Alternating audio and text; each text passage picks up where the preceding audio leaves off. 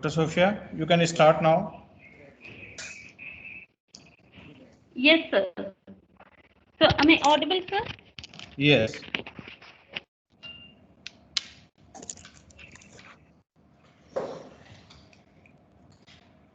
So, minute, sir. Another guest is there.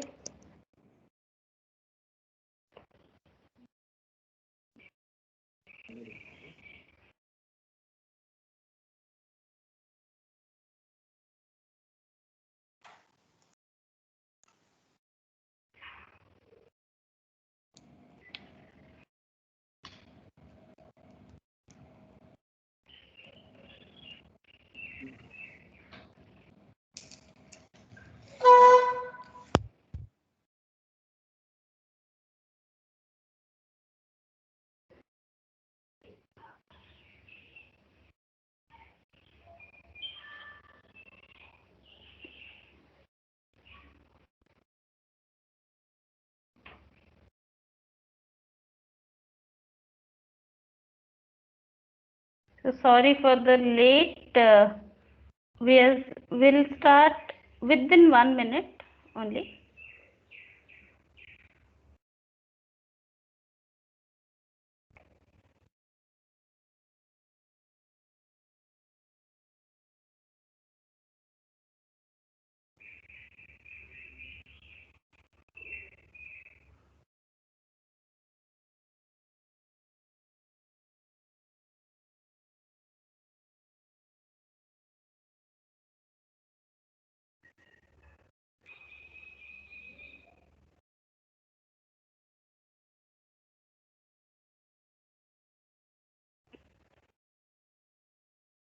So, I think I'm audible to everyone. Yes, ma'am. The virtual. So, myself, Dr. Sophia, Institute of Marine Science and Technology, welcome you all. So, if you know, fish has an important role to play in nutrition.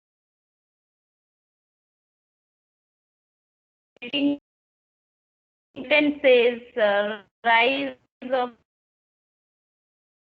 process. So, fish has an important role to play. An important source of protein and healthy fats, including long chain omega calcium. So, consumption of fish is the key. Hello, sir. Your voice is cracking. Yeah. So if you can see now it's clear, sir. Yes, it's fine. Is it clear, sir? Yeah, Okay. it's okay. Okay. So yeah.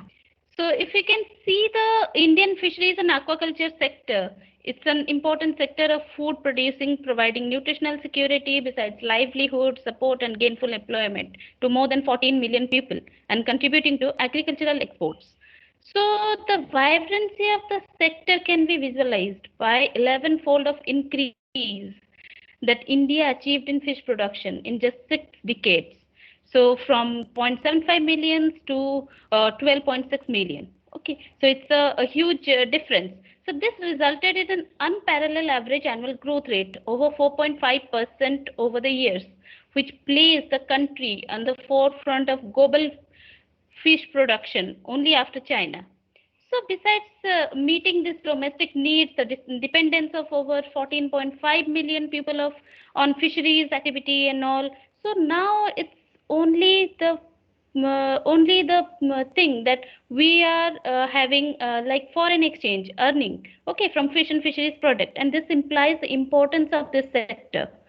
So while talking about this food security and economy, we have to focus on doubling the farmers' income. And for what that, we need to strategize ourselves with innovative ideas from our next generation scientists and entrepreneurs. So having said that, I must introduce the guest speaker for today's interactive session. I feel immense pleasure to welcome the extremely talented entrepreneurs, Mr. Mayank M. Sharma Director, Mayank Aquaculture Private Limited, Miss Dorina Rose Hari, owner Galaxy Ornamental Fish Farm, and another guest, Dr. Shrishtireka Das. She will be joining shortly. Scientist, Masco Aqua Clinic Aqua. Welcome you all to Amity University. So now I am introducing our respected HY sir and convener of this event to all of you. So Dr. Ashutosh Srivastava, currently heading Amity Institute of Marine Science and Technology and also serving as domain coordinator for Faculty of Biosciences and Biotechnology. So Dr. Srivastava did his postdoc from NIEFS Norway, and till now he has more than 13 years of research and teaching experience with number of publication as peer-reviewed journal, books and many others. So welcome sir. So now I would like to request sir for his valuable opening remarks. Over to you, sir. Thank you, Dr. Sophia. First of all, welcome to all the guest speaker today for the today's session. It's an extremely important session, and I am sure that with the experience sharing from this new generation who are involved in the aqua farming, our student will learn a lot of things. They will have some innovative ideas, and they will be able to start or they will be motivated to start the aqua farming for a better future. And as you know that this area is particularly very important in today's scenario. This aquaculture, fisheries, and complete aqua farming, including algae, it can contribute a lot in the overall bioeconomy. And this is the area, or I must say that this is the area which can contribute in all these 17 UNDP sustainable goals, whether all 17 basically. So you can understand the importance of this subject. And as you know that Indian government is focusing nowadays more and more on this sector, and they want to increase the farmers' income double. And that is only possible with the help of aqua farming. Now, I'm very happy that this young generation, they are coming to this industry. They are giving their ideas. They are doing innovation in this sector.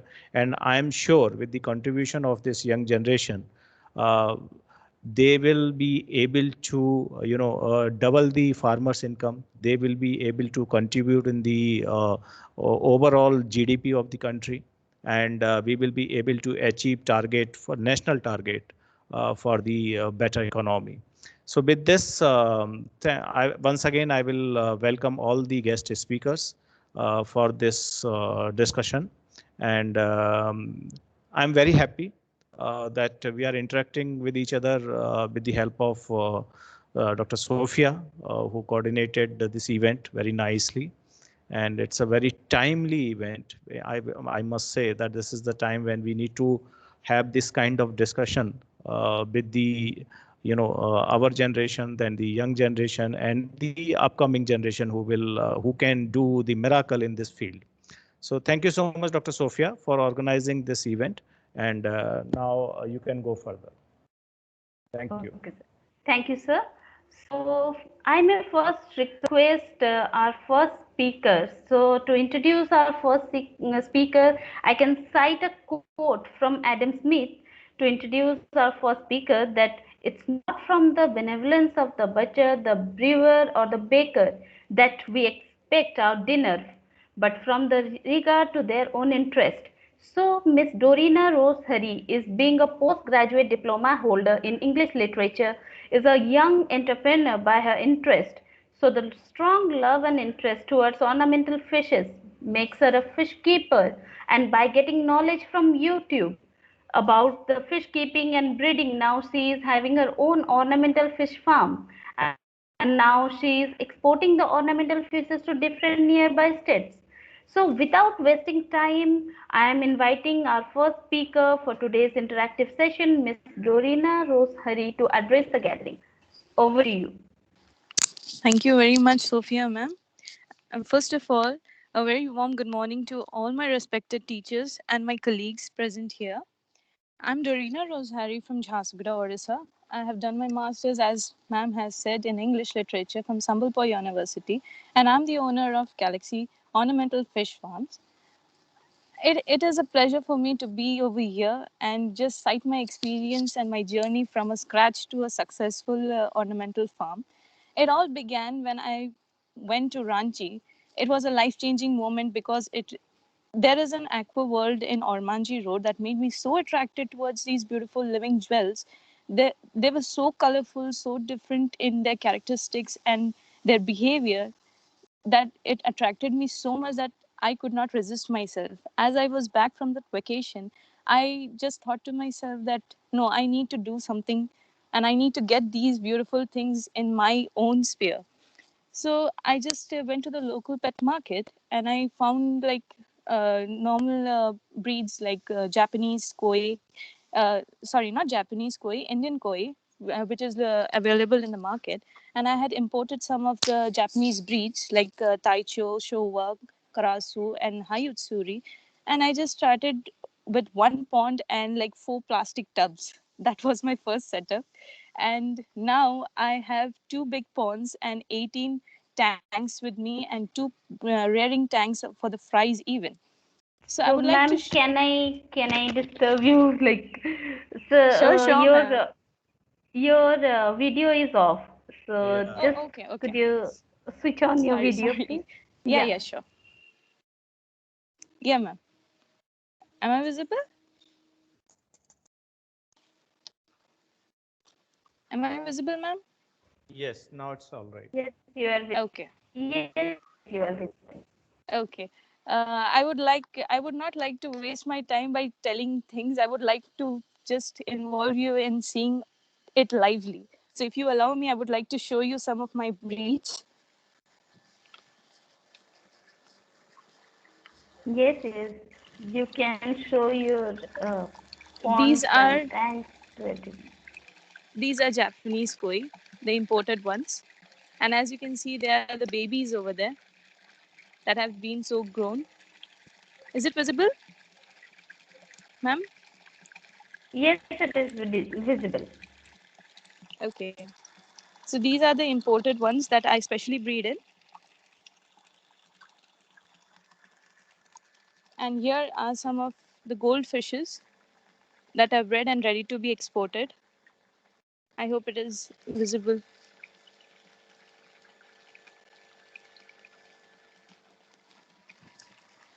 And this is a new setup here. This tank is set for breeding of local kois.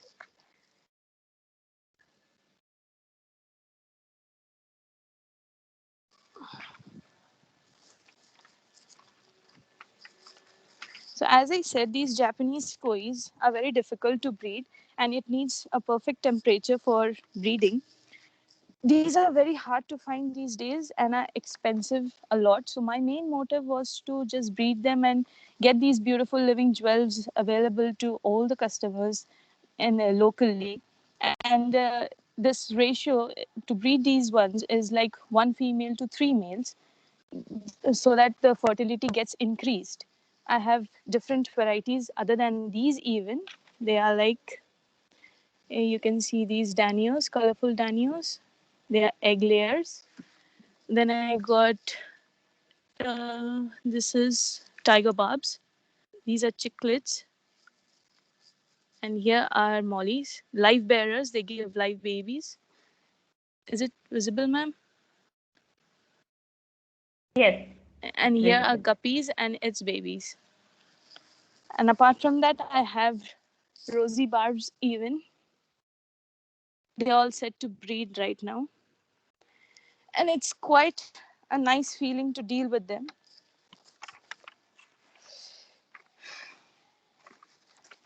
I didn't expect that 3 years ago that I'll be so successful in breeding these ornamental fishes. And it is a great industry at present and is booming, and it is expected to grow by 8% as per the demand. The industry has tremendous growth considering its wide sources for both freshwater even as well as marine waters even. And ornamental fish farming generates even self employment. It creates employment opportunities for the young youth, especially during this pandemic times when the students are facing so much loss in their education fields. And freshers, mostly freshers, are disheartened because there are no job liabilities and promising jobs available even. Instead of being disheartened, I would like to suggest that why not make a good amount out of your hobby instead. And running behind securities don't just give you a self confidence, they just demotivate you.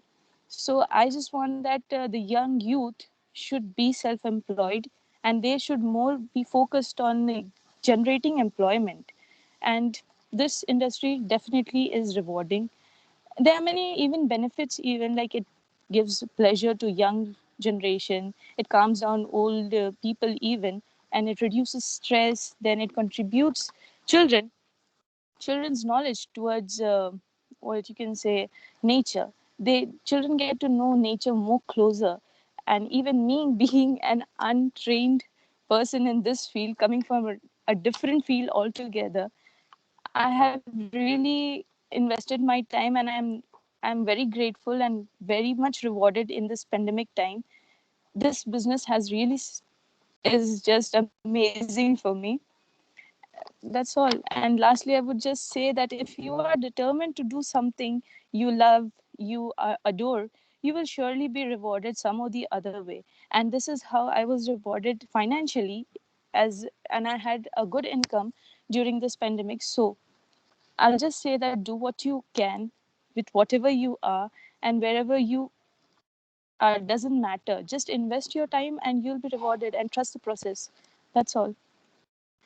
I hope my little story from scratch to, a successful breeding farming is encouraging to other masses, even young youths, even especially women's even. Thank you, ma'am. Thank you, Miss Hari. So Thank it's you very like much, ma'am. it's a pathfinder for all our students and all of us, like how we can get into a business or get into a thing which we intend to do. Yeah, So sure, in ma'am. this way, if anyone, our students, want to know about this koi breeding or Hmm. any kind of ornamental fish breeding, so they can, like from Miss Hari, I am just telling you. So you Yeah, ma'am. can ask her anytime. Okay, Yeah, she sure, will ma'am. be love to support Before everyone. that, I must say one thing that it's a very good, I'm feeling very good that from a different background, from English literature to coming to the ornamental fisheries, Yes, sir. it's really great. And you are doing great. So that's a very important thing. Thank you, Uh, sir. and especially student, now you can think that once he can do this business in a profitable way from the different background, and you are from the marine science background, you know the biology and the other factors which she need to learn from the different e-resources, but you Yes, sir. already know this thing. So you can do a lot of innovations also. And moreover, True, sir. I'm sure that if you have any query, uh, she can help you out. I Yes, think sir. the basic Sure. question time these students have, that how to get the brood stock, and then for the rearing, what kind of food we need to provide. So if a student have any kind of these questions, you may ask all the student, you can ask some questions, then it will be good. Otherwise, it should not be one way dialogue. It should True. be True, sir. interactive.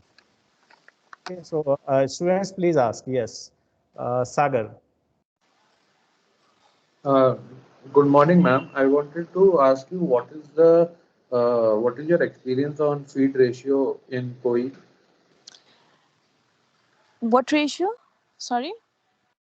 Means what type of feed do you give? Do you give only pellets or do you make your own feed? No, And if I you make make my your own own feed, feed even.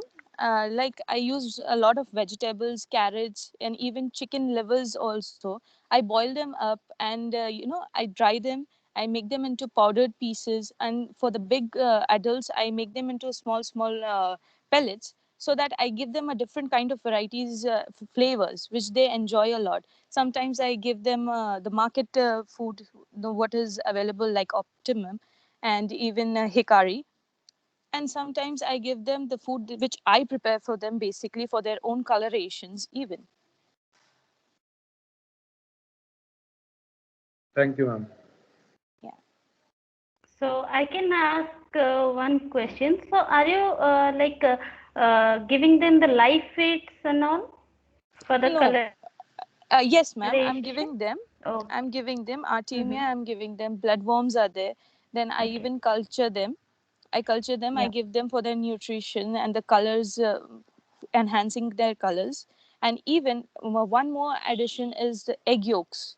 They are much Okay. more healthier for them. Powdered, Okay. dried powdered egg yolks. After giving them a hard boil, I just give it to them. They love, and it increases their spawning fertility even. Good. Thank you. So Rama, yeah, Welcome, ma'am. you can ask. Yes, ma'am. Ma'am, my question is, ma'am, what type of obstacles or difficulties you faced during the initial establishment of this culture?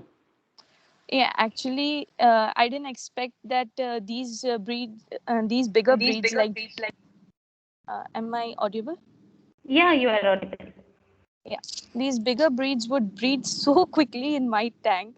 Like after I had brought them, purchased them, within like 3 to 4 months, they started breeding, and I was completely dumbstruck what to do, where to find. So you might be knowing Dexter's World, right? He's from Philippines. He Yeah. I considered him as my guru on internet, so I keep watching his videos. So then I came to know, like, they spawn their eggs on the trees, water plants. Their roots are completely submerged into it, and after 3 days the hatching procedure starts. So these were all the difficulties that I needed to know or to overcome. Some died, even some fries could not be that healthy enough. But gradually, again, when the second and third time breeding started, I understood the process and the behavior. So I segregate after a certain period of time, like after the fries reach 1 month old, they are left into the mud pond for the quicker growth and coloration. And after that they are brought into the segregation process, where the patterns and the kind of breeds are being separated, and then they are set to the market. So this is how the difficulties I faced first time. I didn't know the process of segregation, I had skipped that. But now, since I do that, and I know that which fishes are are best quality and colorations, and which are little deformed or not that up to the mark, so what I do with them is I just let them grow to give them a new face or color that is also even appreciated by the local pets customers. So this is how I started doing it. The major difficulty what I faced during this time of spawning period is cleaning the water. I never knew how to do that. So I used to try my best with a silicone pipe to drain the water out. I used to use the net to do that. So now gradually I'm learning things. I'm even a learner, as everyone is. And yes, it is fruitful now. Thank you for the answer, ma'am. Welcome.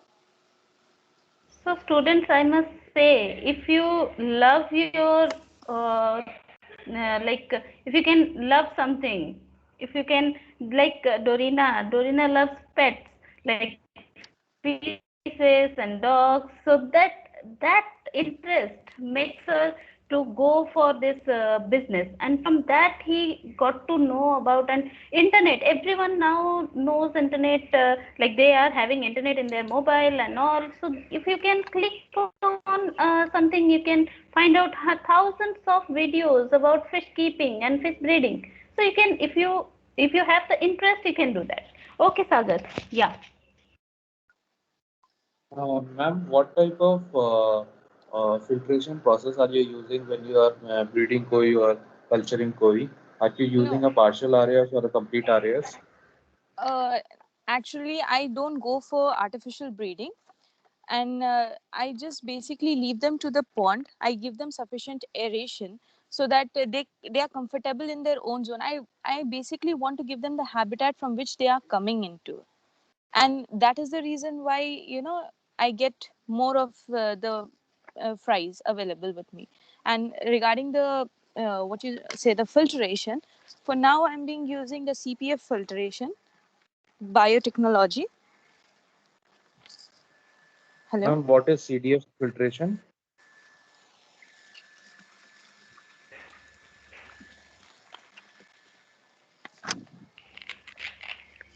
Hello. Hello, ma'am. Ma'am, what is CDF filtration? Hello. Miss Dorina, can you hear us? Hello. I think some internet Hello. issue must be there.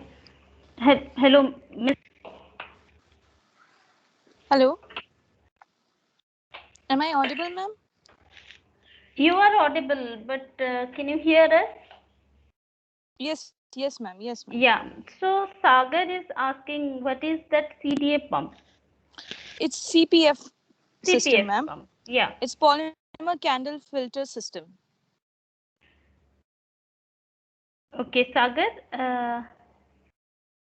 Like, is it helpful for you? The answer? It's a filter. Yes, ma'am. Candle filter. And ma'am, I observed that you were using cement tanks for culture. So are you facing any problems of leaching from the cement tanks? No, no, not at all. Thank you, ma'am. Okay, we will Hello? anticipate more questions after all the three entrepreneur or experts will deliver their talk. So thank you, Miss Dorina. So just be here. We will again shortly will come back to you after the end of every session. Okay, Okay, so okay, ma'am. thank you, Ms. Dorina, for enlightening our students with this entrepreneurship and interest towards this like fish keeping and fish breeding. Okay, ma'am. Thank you so much. So, coming towards the next speaker of this session, this interactive session, is the youngest director and future of Mayank Aquaculture Private Limited, Mr. Mayank M. Sharma. So he holds distinction in biotechnology and has graduated from UK after having in-depth understanding of the biotechnology and business dynamics prevailing in an industry. So he has an inherent passion for shrimp farming, as you all know, Dr. Manoj Sharma. So over the years, he has been seemingly studying the science and art of shrimp farming. Mr. Sharma is planning and preparing himself to take Vivaline, the next level for mitigating the disease and devastating in shrimp farming, sorry. So with this backdrop, I welcome Mr. Sharma to enlighten and encourage the gathering for shrimp farming. Over to you, Mr. Sharma. Thank you, Sophia ma'am. Thank you so much. First of all, very good morning to everyone. And I would really like to thank Amity University for giving me such an immense opportunity to have this session with you guys. And a special word of thanks still to Sophia ma'am and Srivastav sir as well for this opportunity. And yes, I do have a business background, but I'm blessed that I have been given this opportunity to be part of such a good business by Dr. Manoj. And earlier, yeah, I must say thank you to Ms. Dorina as well for a good presentation. I really enjoyed, and it was a good learning experience for me as well. So Thank starting, you. I would just like to talk about shrimp farming, as in that would be my fundamental part of the discussion, and how it can create opportunities and job prospects for the students. So I would just like to give a presentation if you guys don't mind. Okay. Yeah, definitely. Yes, ma'am. Okay. Is it visible, guys? Ma'am, is it visible? Yes, it's visible. Yeah, okay, sir. Yeah. So yes. So talking about the brew revolution in the shrimp industry. So I'm pretty sure you might be aware of Blue Revolution, but as in Blue Revolution has really played a very important role in a few decades and it has contributed a lot, whether it's shrimp industry or any other cultural fish species. But considering overall, and so I have learned from my mentor, Dr. Manoj, that there are only three things which are of most importance, and they are food, shelter, and clothes. But if you consider the frequency of shelter, so you can like hardly 5 to 10% of people they do achieve that in their lifetime, building their own house. While clothes, you can buy a good quality clothes once or twice in a year, like okay, on an average basis. I'm not considering any individual. But while if you consider food, so you require food at least 3 times. You need to have a food, good quality food 3 times a day. And with the rising global crisis and the global warming situations prevailing all across the world, you might be aware that the water levels are rising and there are many other climatic issues, food security issues, and which is what I believe as a emerging entrepreneur that fisheries as a whole sector has an immense potential to provide a good, a wholesome, good quality food, whether it's shrimp or any other fish species, for the livelihood of the rural areas and as well consuming community, which might be any the end consumer, whether it's domestic or international market based. So I would just like to motivate students by giving an outlook of what exactly the shrimp farming is and how they can create opportunities out of shrimp farming or any other business, as this industry is very multifactorial industry. So there are very different parameters and many different industries involved. So a student can create job opportunities from it, and as well he can be an entrepreneur himself. So just giving a brief about the shrimp farming background. So basically it was an accidental discovery somewhere in Southeast Asia. And later on, this discovery led to the commercialization in the industry as Dr. Motosaku Fujinaga, which is also known as father of shrimp farming, he developed the rearing technologies which made it possible for large scale production of the shrimp seeds. Later, the government bodies like AMPIDA and the Central Marine Fisheries Institute, they helped in commercial success of this field in India. So later on in 1990s to 1994, this sector gained a image. You can say that this sector boomed. It growth increased from 40,000 metric tons to 1,43,000 metric tons.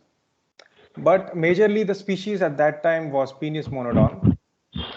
Later, as this sector emerged and growth, but due to the white spot disease outbreak, unfortunately, the farmers had to suffer and they incurred many losses due to loss of productivity and this disease. So later, farmers started to approach for another judicious management practices and other sustainable production approaches.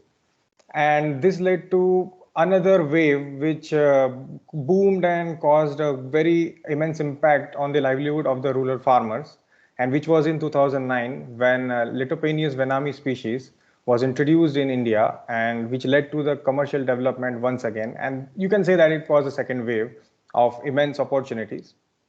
And presently, India, as a statistic, it's producing around 8 lakh tons of cultured shrimps in the brackish water with an average production of 5.3 tons per hectare. So talking about the resources and opportunities of brackish water farming in India.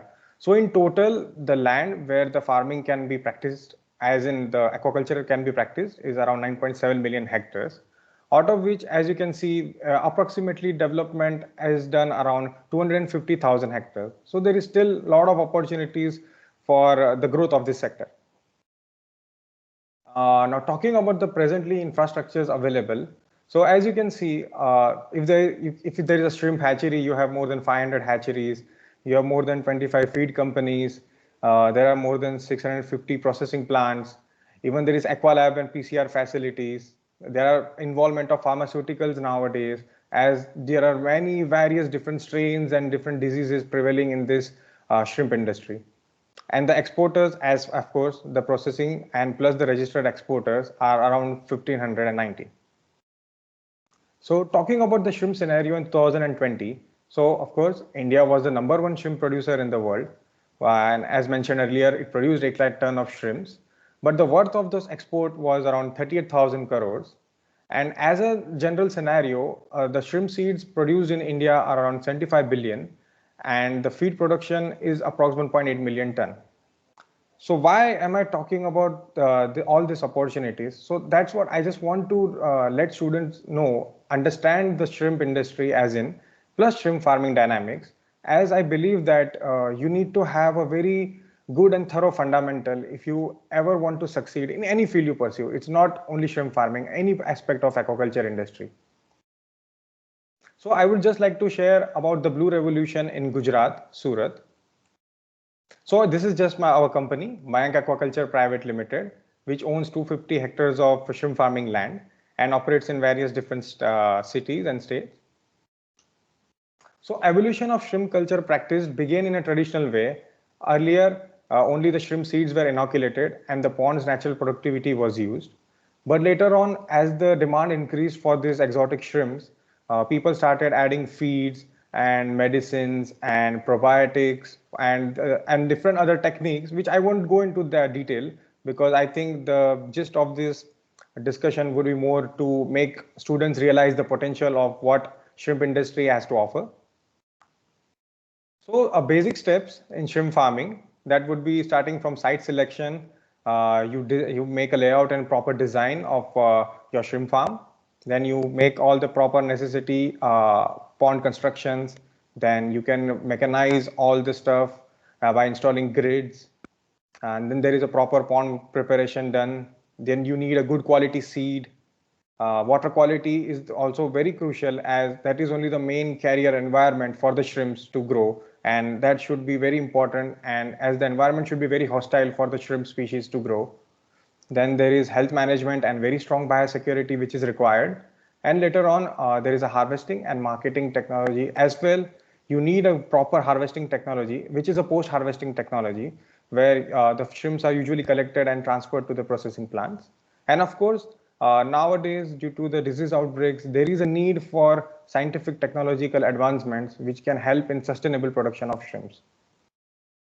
So this is just an image of a well-developed site of shrimp farms at Gujarat. So you can see the shrimp farms are very widespread, and there are a lot of farmers currently producing shrimps. This is one of the other cooperative shrimp farms at Dandi, Surat, Gujarat. It is one of the very successful operating farms. And this is just a general layout of the shrimp farms. The ratios are being given already are present on the screen, and you usually have a settlement pond, reservoirs, and the culture ponds. And this is just a proper size of the culture pond which is required. I won't go much into depth, but yeah, this is the water depth, which is an average of 1.8 meters. You need a proper slope and drain facilities. You need a good pumping facilities. Basically, the water from the creek or any other water bodies, the waters are pumped and being transferred into the shrimp ponds. The proper drying of old culture ponds is being done if you already have an existing pond. The proper plowing is done to carry out a proper oxidation of the pond bottom of the prevailing soil. And then your well-prepared pond is ready for water. So then the water can be inoculated into the shrimp ponds. And before that, there is a filtration system, as you can see on the figure. And after this 4-step filtration, the water is finally being transferred to the well-constructed shrimp pond. So not going into much depth, but the pond water preparation, primarily you just fill the water, you bleach it, you chlorinate it, and then you apply the prebiotic media, which is very important for the establishment of the lost community. As you are as the chlorination process is being done, you are making the major loss of beneficial microflora present inside the water. Then the probiotics have been applied, and finally the good stocking seed or the good quality of shrimp seed is been inoculated into the water body. These are the images of prebiotic preparation. Mostly it's rice bran or jaggery. These are the probiotics which our company, Mayank Aqua Products, has to offer. And this is the final image of the shrimp pond, a properly well prepared shrimp pond, which is ready for producing a good quality shrimps.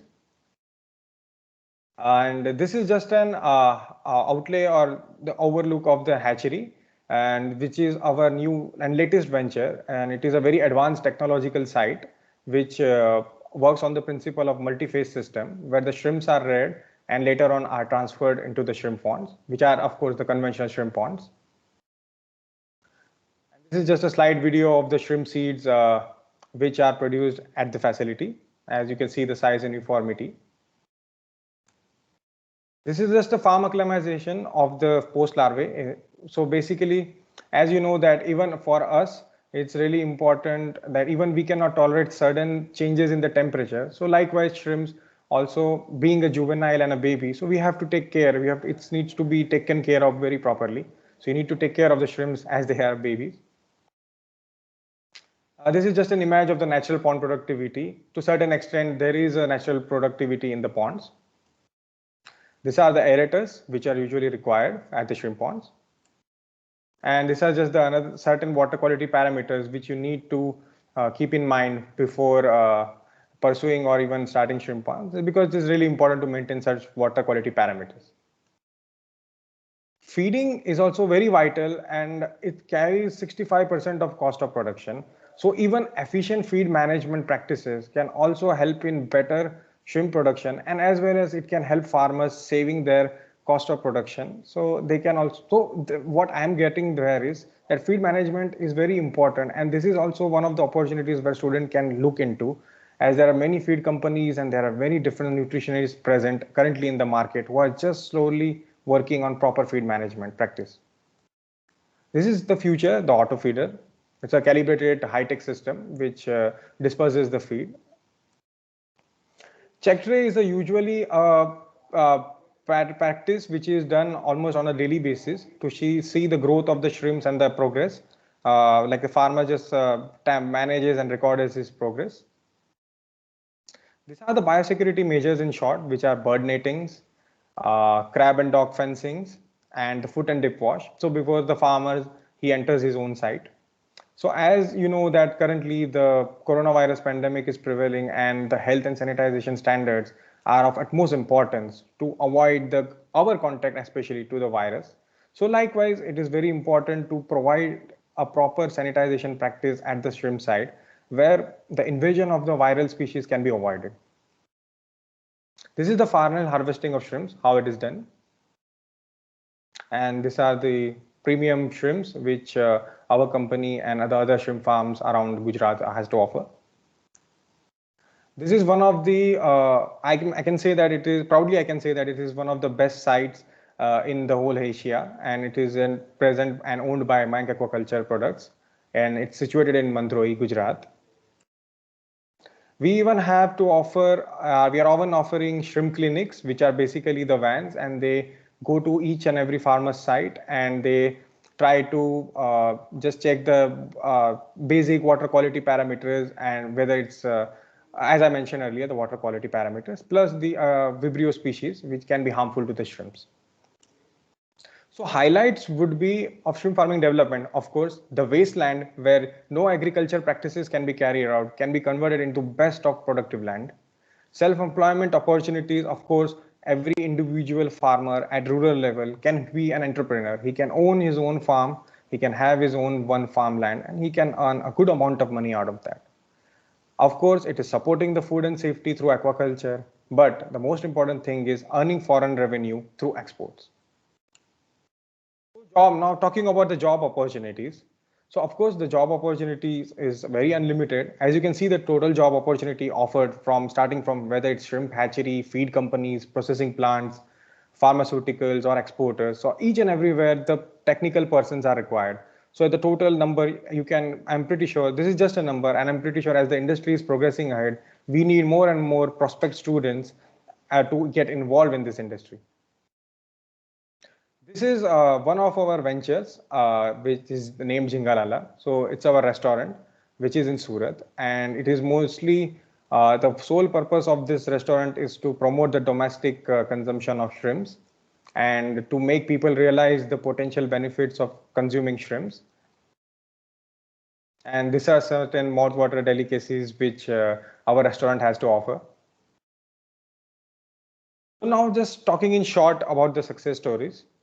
So, firstly, I would like to talk about my father, Dr. Manoj Sharma, who is the pioneer of shrimp farming in Gujarat, and he's also sometimes called as father of shrimp farming. So, talking about Dr. Manoj, what I have learned from him is, and I think even you guys might know much more about him, that you need to understand that a proper knowledge, so a very good and thorough knowledge, where it can take you, he's a perfect example of that. And Dr. Manoj, as of course, he's recognized all over the world as a very renowned shrimp farmer, and he has represented our country a lot of times on many international forums. And this is the image of Dr. Manoj when he was struggling as a technician. And I remember him always telling me that he started his journey with 200 rupees in his hands, and now he's a proud owner of Mayank Aquaculture Products.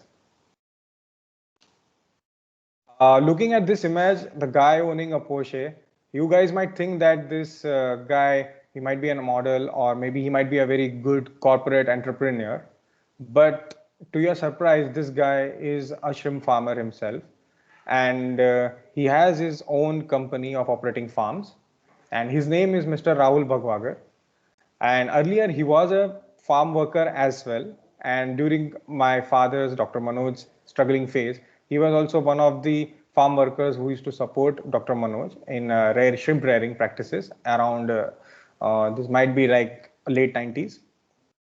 And now he's a proud owner of around 150 crores of producing shrimp quality, and he generates a turnover of, I think, if I'm not wrong, it's around 150 crores. This is one of the other success stories in Gujarat region which I might like to share, which is Mr. Jignesh Contractor. So earlier he started his journey as a chemical compound provider and various feed additives which are required for the industry.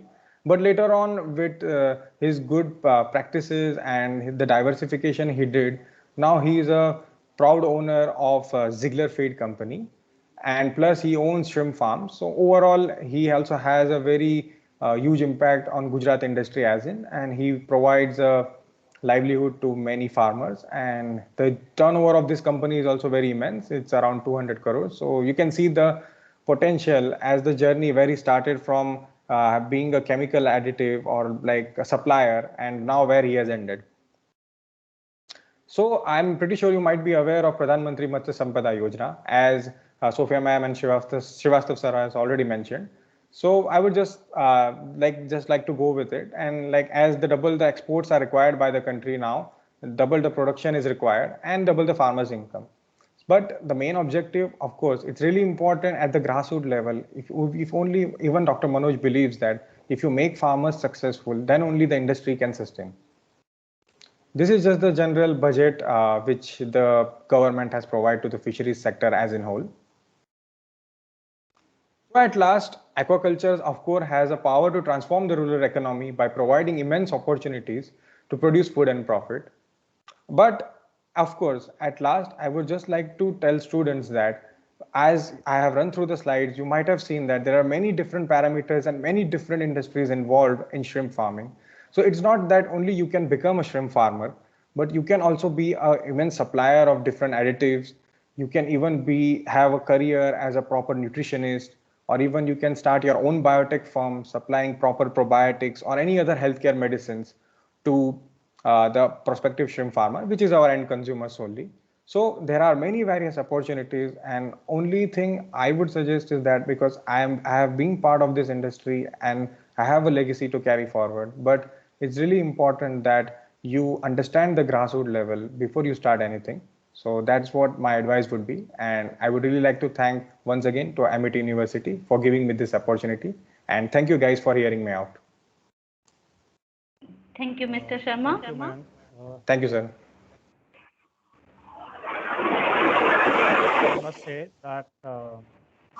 Mr. Sharma, now he's a voice of all Indian shrimp farmers, not Yes, only sir. at the national level but also at the international level, and he's really working hard to make different policy changes, basically, Of which course, is sir. nowadays need of the hour. And then you are taking care of that legacy. No, sir, it's an honor. shrimp farming in I India. feel proud that I got that opportunity. And I'm very happy to see that it's not only see that your father is having some position in this field and you are doing this thing because of family business, but I can feel that you are speaking by your own heart. So you have interest in that field. Thank you, sir. And then, you completed your education in biotechnology, and then you are working in this stream. Because I have seen that students sometime they grip on this thing that, okay, I am doing biotechnology, why I will work in the farm. So I have seen these kind Exactly. of students also. But I'm very happy that with your knowledge in biotechnology, with your education, and then your father's experience in the field since your childhood, that will definitely make the significant change in the shrimp farming, not only in Gujarat, but also in the other states of India. Yes, sir. And the combination of this father and son, I'm very sure that this will make a very significant change. No, sir. Your father can make changes in the policy at the policy level, and you can make the changes at the ground level. No, sir. So Thank you so much. it can be a real example that how the legacy can be enhanced in a several fold. So I can see that there are some questions. So Sagar, yes, Yes, sir. yes, Sagar, you can ask your question, please. You unmute yourself, please.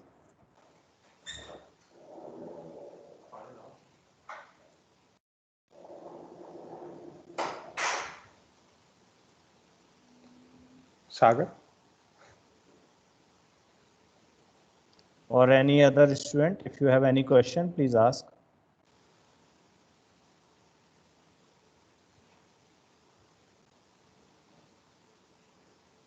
Anyone? Any other student? Okay, Mayank, I want to ask one question. Yes, sir. You Yes, know sir. that nowadays, even here in North India, a lot of farmers in Haryana, Hari they Rohtak are region. focusing more and more on the shrimp farming. Yes, sir. And it's because of hard water quality, so they are able to do such thing. But I was wondering that on a long term, is it okay? Because now these states, they have water level is very down, and they are extracting water from the ground. So I'm not sure whether it will be a fruitful decision that on a long term, not only Honor. for the economics, also for the environmental point of view. What is your view? So, sir, currently, of course, yes. I have always heard from my father that, like North India, especially Rohtak region, where the start of the shrimp farming was done. So there were Dr.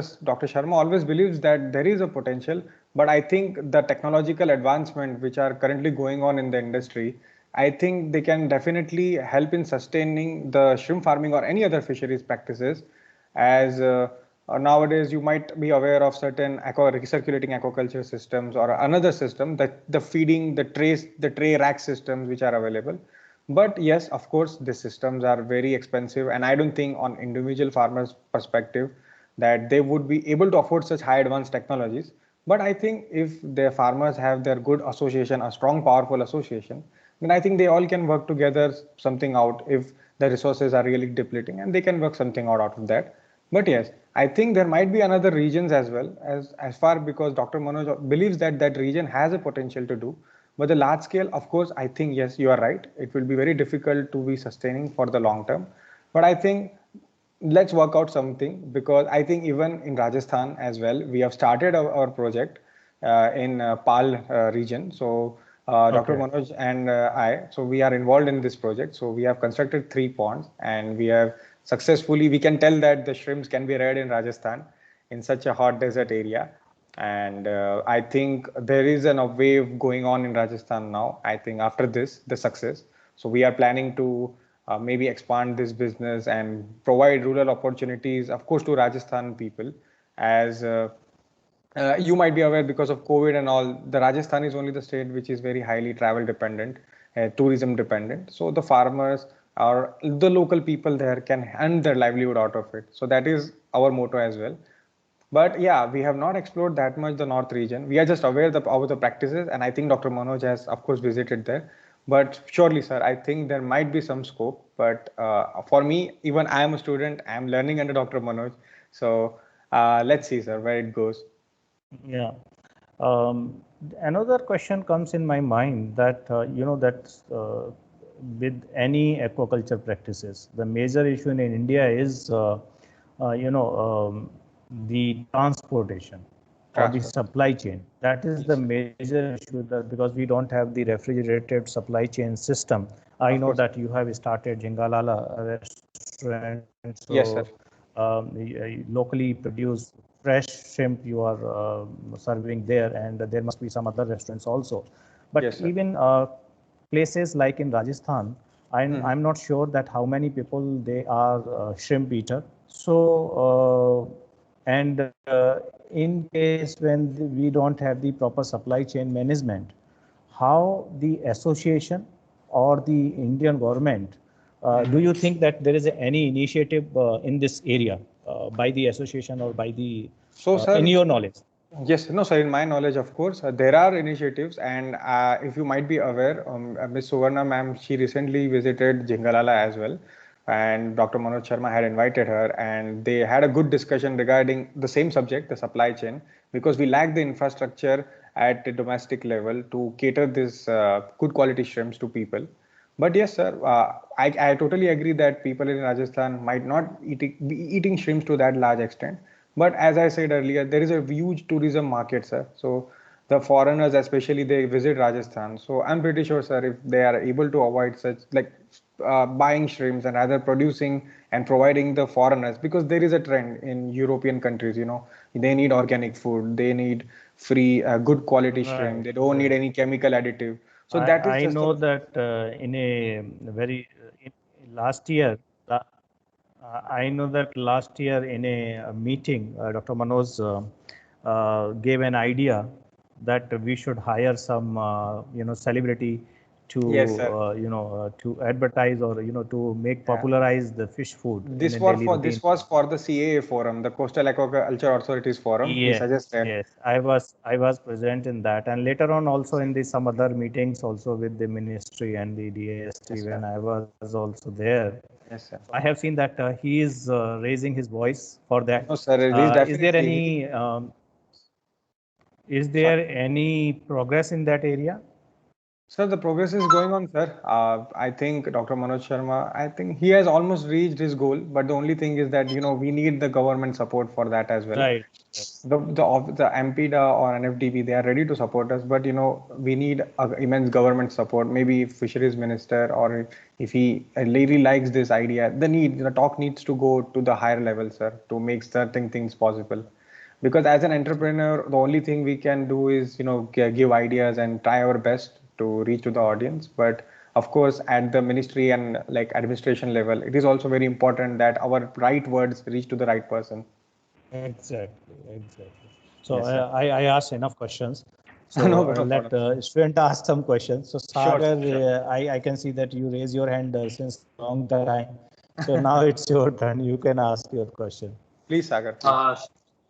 Sir, I have many questions. I have been following Dr. Manoj for a long time now.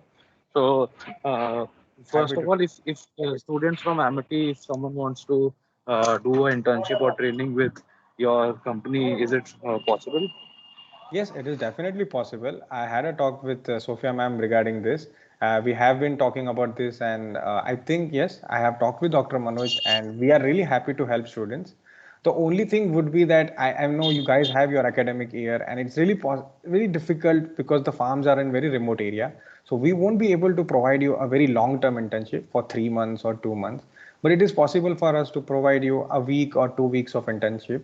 And as we have our own integrated supply chain, whether it's hatchery, shrimp farms, processing plants, so Gujarat has almost all of the things covered. So you can have a very good experience.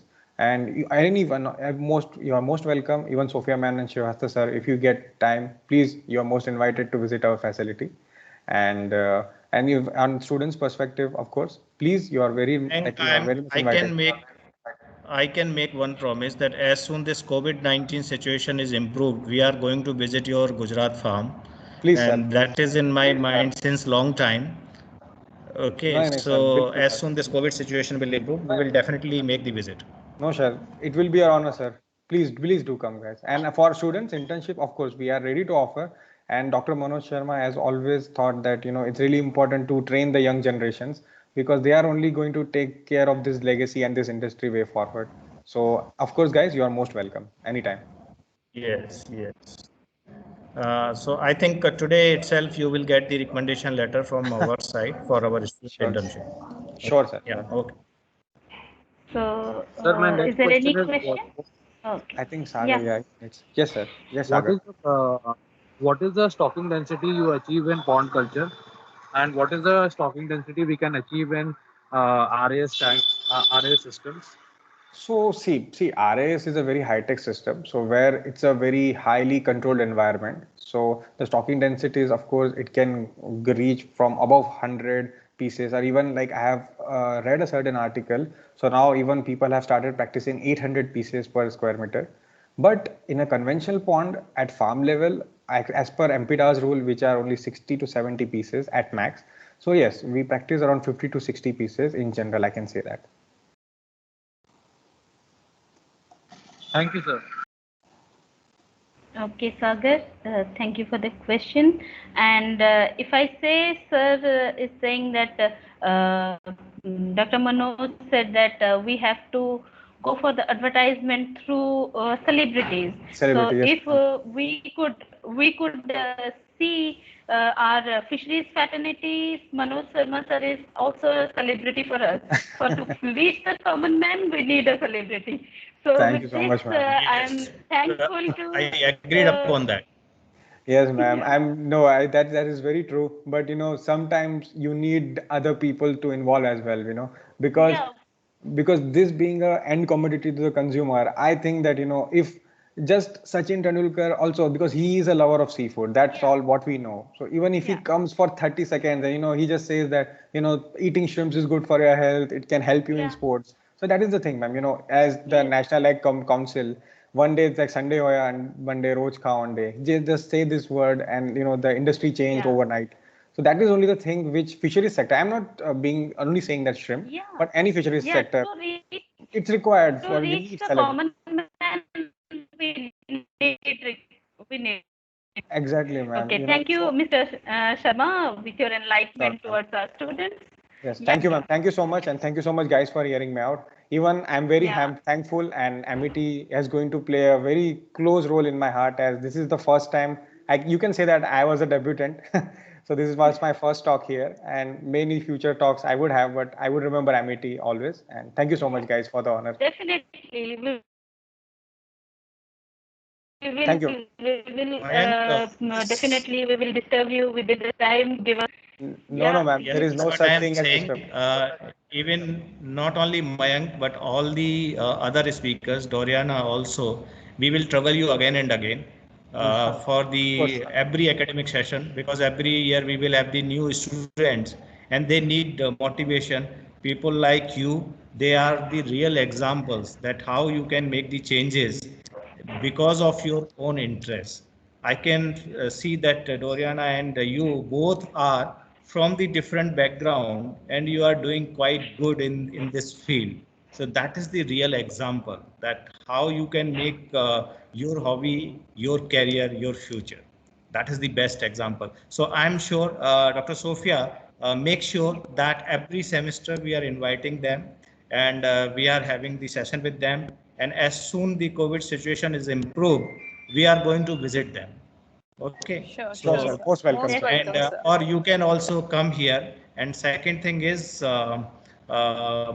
we will also like to have you in our different boards, like we have the area advisory board, we have the board of studies, where we need persons from the industry to have the make the necessary changes in our curriculum as per the industry requirement. So we can have your perspective That because now you know that what kind of trends, what kind of skill set is required in this particular. So with your suggestions, we can improve our syllabus. We can make our curriculum best so that our students should be ready to join your industry without any further training. That is our main objective. Ultimately, we need to, if we want to have some good impact in this industry, we need to train our new generation, and that can be done only with the support of the people like you, people like Manojji. Of With course. their guidance, we True. can improve our system. Okay, so thank you so much. Over to Thank you, Sophia. sir. Thank you. Okay. So thank you, sir. So coming to our next speaker, when we are talking about farming, entrepreneurship, and all, we must need to take care of fish or shrimp or any aquatic bodies by which the fishes did not get any kind of infectious disease. And to combat with all those difficulties, we have with us Dr. Sushri Rekha Das, working as scientist at Masco Nutraceuticals Private Limited and Masco Aqua Clinic and Aqua One Center. She started her career as senior executive in a probiotic company. She has more than 4 years of experience in the field of aquaculture and 7 years of probiotic research experience. She has completed post-graduation and PhD in zoology, having more than 20 publications, patents in the field of food microbiology and aquaculture research. So now I am feeling immense pleasure to invite Dr. Sushri Rekha Das to give the insights into probiotics and aquatic farming. Over to you, ma'am. I'm just sharing your Yeah, yeah. A very good afternoon, madam. And good afternoon, everyone. Thank you, Dr. Sophia Das, for your brief introduction for me. I am very much thankful to MIT University and Madam also you for giving me the opportunity to deliver my research experience, which may help students, farmers. The topic of this I will discuss, and before that, please, ma'am, share my PPT. That is better to understand.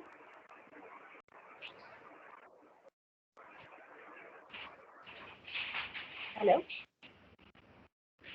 yes, it's loading, Yeah. ma'am. Yeah. Just say.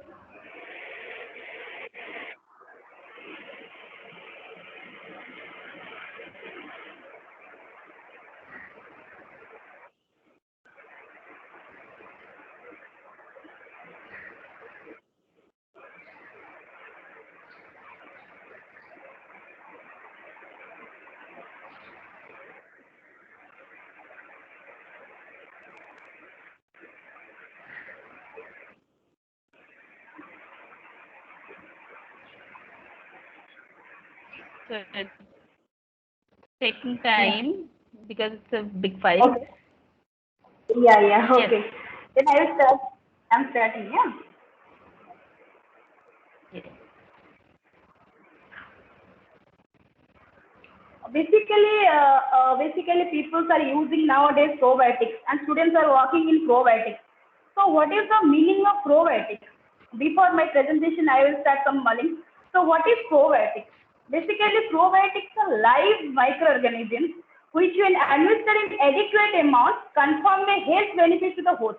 That means, if you are eating the live microorganisms in an adequate amount, then it will give the beneficial effect to the host. The host may be animal, the host may be human.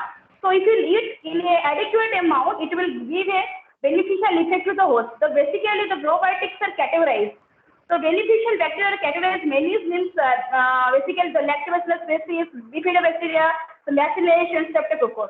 So I wrote down here that is Lactobacillus acidophilus summer, Lactobacillus plantarum, Lactobacillus brevis. So these are the probiotics which are using for the effect in the agriculture as well as in the human industry. So for that, you have to address that what are the probiotics you are using in the farming and you are working in the probiotics. So basically, it's not visible the PPT. Actually, I am not seeing the PPT.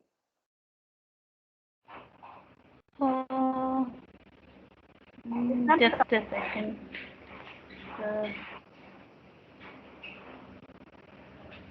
Wait a minute, ma'am. Yeah. It is no.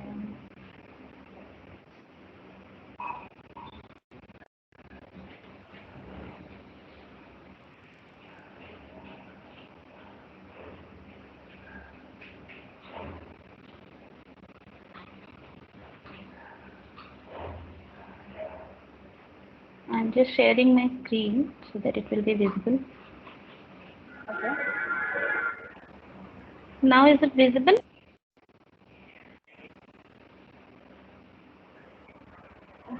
For me, no. Now is it visible? No, ma'am. No.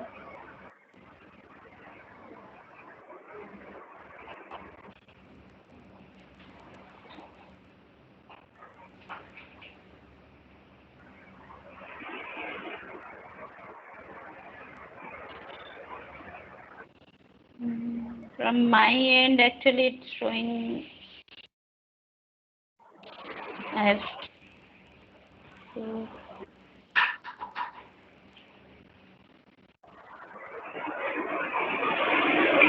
can you again just see and tell me? Ma'am, it is still working.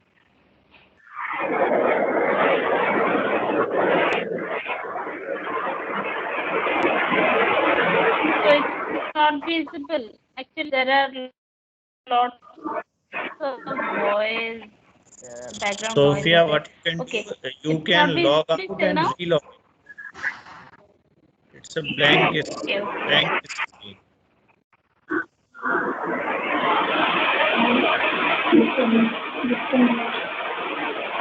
There is a lot of disturbance also.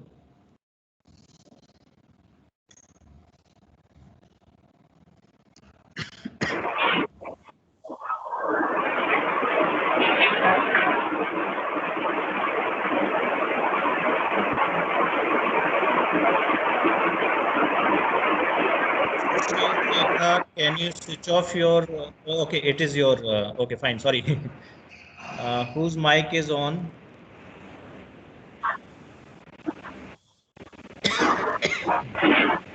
Okay, just wait for a few minutes so that Sophia can rejoin.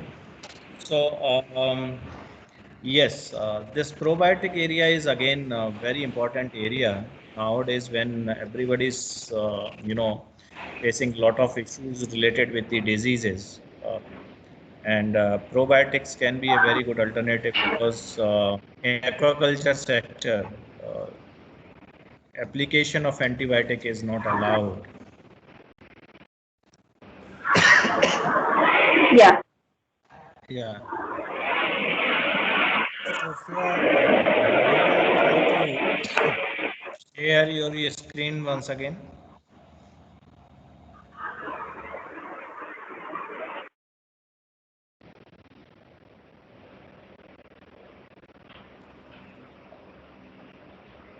Sophia.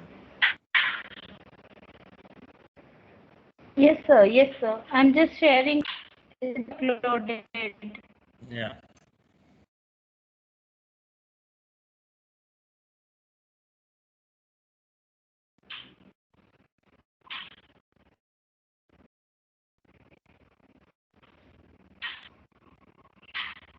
Because due to this bigger size of the file, it's taking some time.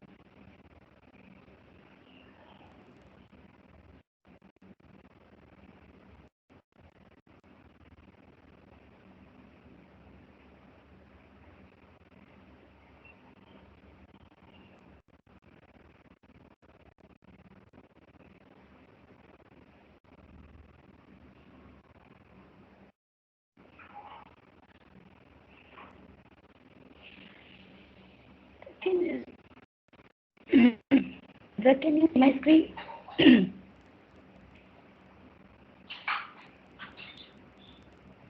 Sir, can you see my screen? Not yet. No, ma'am, it's not visible. Is it loading or? No, it's not showing nothing.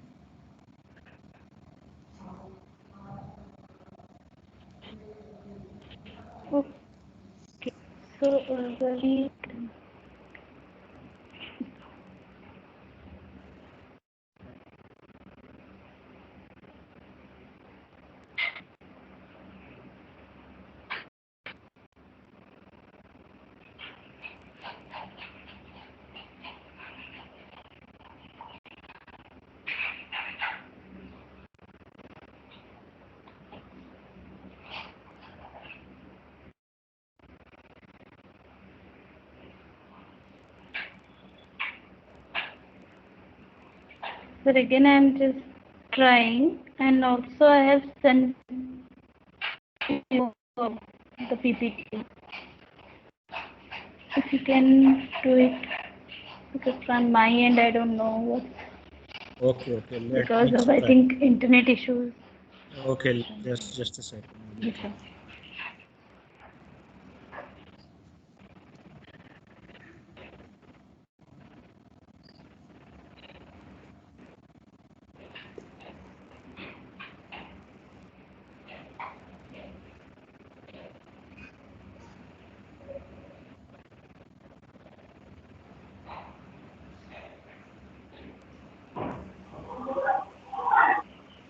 It's not coming, ma'am.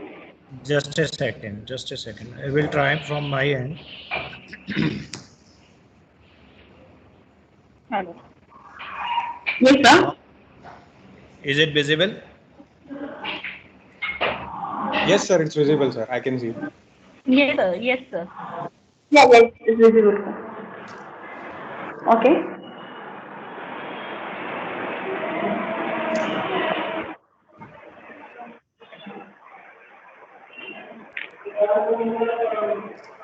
Okay, now you can start. Yeah. Thank you, madam. Thank you, sir, for Ma'am? the. Ma'am, Yeah. yes, ma'am. Actually, there is some background noise. So just move to some other place so that it will be easy. Actually, If now it's if it is coming. possible, if it is possible. Okay. Now it's good. It's all right. Oh, okay. Thank you, madam. Yeah. Okay. Yeah. So basically, I discussed about what is probiotics. Basically, probiotics are live microorganisms which, when administered in adequate amounts, which confirm a health benefits to the host. So, now, ma'am, please, second slide. So I discussed that probiotics, the definition of the probiotics, basically how to choose the probiotics. The probiotics are the live microorganisms which when administered in adequate amounts which confirm a health benefits to the host. So many probiotics are like, basically we have to search which probiotic is acting in the against some pathogens and virus as well as. So that's why the category is basically the Lactobacillus species, Bifidobacter species, Bacillus and Streptococcus species are recognized as probiotics. So these are the naming sites that Lactobacillus acidophilus, Lactobacillus plantarum, KC, brevis, and Delphi. These are the Lactobacillus component of the probiotics. And Bifidobacter species are basically the Bifidum, Bifidolongum, Bifida infantis, and Bifida brevis. So these bacteria are very sensitive and anaerobic bacteria. These are so sensitive, so for that reason, the bacteria are so in anaerobic conditions and measures in a sensitive way. And the bacillus species are basically these are bacillus using in the animal industry and aquaculture as well as in poultry and veterinary. So basically, the Bacillus cereus, Bacillus licheniformis, Bacillus subtilis, Bacillus coagulans are using in the animal industry as well as in the human industry. So for that, and also the Streptococcus lactis, these are the bacteria. These are also using in the case of the. So for that reason, we are choosing the probiotics to go the industry as well to enhance the growth and to eliminate the infection. So that next segment. Next one. Yeah. So these are the we discussed about what is probiotics and the role. The role is basically it will increase the immunoresponse, activate the digestive enzymes activity, regulate reactive oxygen, promote health condition. After that, the postbiotics are basically the mimic of probiotics. So for that, we need to eat probiotics. Basically, in Indian culture, some people are eating nowadays the curd. So curd is contains the lactobacillus bacteria, which will you can use as probiotics. And in any conditions, you can use in curd in everyday cycle. Then it will give the immunobooster and as well as to reduce the cholesterol, etc. So next, ma'am. So how to choose the probiotics? Basically, in vitro study of probiotic bacteria for the students who want to know how the probiotics are characterized, basically you have to go for the isolation. Basically, isolation means you have to choose you have to collect the samples which contain basically the human infant fecal matter and curd, batter, rice water, like in Odia it is called as water rice, that is pakhala. So these are the samples you can get the lactobacillus and bifidobacteria. Basically, in case of, I told that infant fecal matter means infant fecal matter with, from 0 to 6 months. They're eating they're eating the mother milk only, and they're not eating the outside food. That's why you can collect, if you collect the samples from the fecal matter, then you will definitely get the lactobacillus bacteria and bifidobacteria. So after the isolation, you have to go for the so many characteristics, biochemical identification, as well as you have to choose the preliminary isolation characterization. Again, you will go for the identification. Identification means you have to identify the organism is like probiotic bacteria as well as other bacteria. So you have to go for the identification. After that identification, you have to go for the characterization. Characterization means the bacteria, whatever you got, means maybe Bacillus, coagulans, Lactobacillus, Acidophilus, Lactobacillus rhamnosus, bifidobacteria. Then you go for the characterization studies. These studies are basically the acid tolerance, biocell tolerance, NaCl tolerance, phenol tolerance, these antibacterial activity, antibiotic activity, hemolytic activity. These activities are you have to characterize. Means in vitro condition, you have to characterize means the bacteria should be like surviving in the condition of high acidic condition. Means acid means your stomach contains 0 to like 4 pH of the acidic condition. So in that condition, probiotic bacteria should live. The survivability should be like in 4 or 3. If it will survive in that condition, then it will known as good probiotic. For that, you have to go for the in vitro study with acid tolerance. Like you can take HCl for that experiment. And for biocell tolerance, you have to take the in vitro biosalts are there. You can use biosalts in different concentrations, and you have to like characterize that the which biosalts like concentration the organism is surviving. And again, you will go for the phenol because we are eating so many fast foods and other things. For that reason, the like food is like converted into aromatic compounds. For aromatic compounds, the secretions will be phenol. So for that, you have to go for the phenol tolerance assay. If you get good result in the phenol tolerance, then you can like categorize that probiotic is a good probiotic bacteria. Again, you will go for the antimicrobial activity. Basically, the foodborne pathogens are there. They're causing you harm to food. Then you can go for the foodborne pathogen activity. You can choose E. coli, Staphylococcus aureus, Shigella dysentery. These organisms you can act against your like isolated organism. After that, the study you will get the idea the bacteria is how it is surviving in these conditions. Basically, acid, bile, phenol, NaCl, this condition. After that, you will go for the antimicrobial activity and antibiotic activity. Again, you will go for the non-hemolytic activity. Non-hemolytic activity means if you are taking the probiotics, it will like dilates the blood, then it will not a good probiotic, so it will harm your health. For that, you have to go for the non-hemolytic activity assay to choose the organism is producing delta hemolytic, alpha hemolytic, or beta hemolytic activity. Then next slide, ma'am. Yeah, next slide, ma'am. I told that these are the character studies. Previous.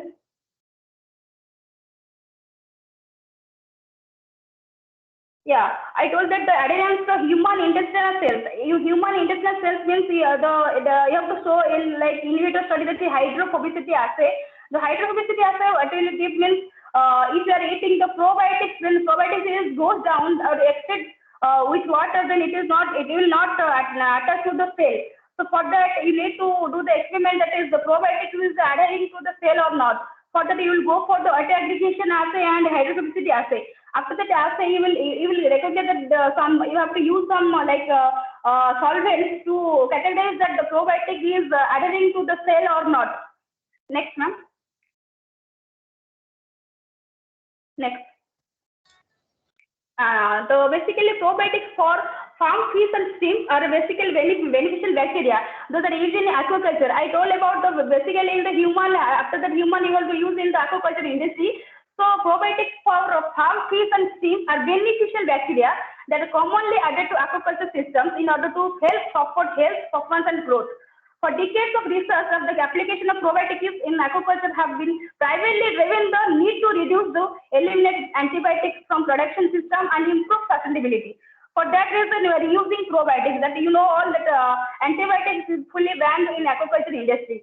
And the important role of probiotics in aquaculture is increasing. This is primarily due to the disease, which represents the biggest concern in the aquaculture and is a huge challenge for the future growth and expansion. For that reason, we are going to choose the probiotics. So I posted that some bacterial species, these are rod-shaped bacteria with gram-positive bacteria and lactic acid bacteria and yeast, and here is nitrifying bacteria and denitrifying bacteria. Basically, denitrifying bacteria and nitrifying bacteria means what? Nitrifying bacteria basically obtains energy from oxidation of toxic nitrogen compounds. The nitrifying bacteria are naturally promoted by the presence of ammonia and nitrates as well as accumulation of oxidation system. And that's why the examples basically the Nitromonas and Nitrococcus are the Nitromonas bacteria. The same way denitrification means is a microbial process that is the bacteria will reduce the nitrate to nitrate to gaseous form, that is nitrogen oxide. Next question. Next, ma'am. Yeah. What is the main factors responsible for the disease?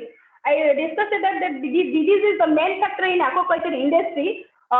In order to effectively manage the disease, there are factors must be considered, that is host, pathogen, environment. Due to the enormous natural diversity of bacteria, it is possible to use types of probiotics in aquaculture to target each of its bottlenecks. Means the host it may be shrimp, it may be fish. And the disease is causing basically viral, bacterial, fungal infections, sir.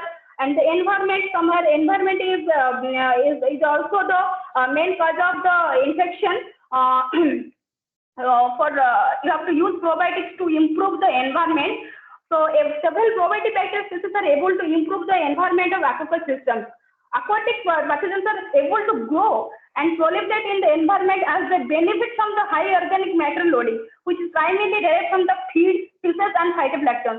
This is to improve the environment by the help of probiotics. Further, the organic matter decomposes in nitrogen wastes. You have to choose the probiotics to denitrifying and nitrifying the system. So, since the water is constantly being instilled by the aquatic animals, to improve the water quality in the aquaculture is an important requirement for the both shrimp and fish farming. For that reason, to inhibit against the pathogen, you have to choose the bacteria which is against the particular bacterial infection or fungal infection. Next, ma'am.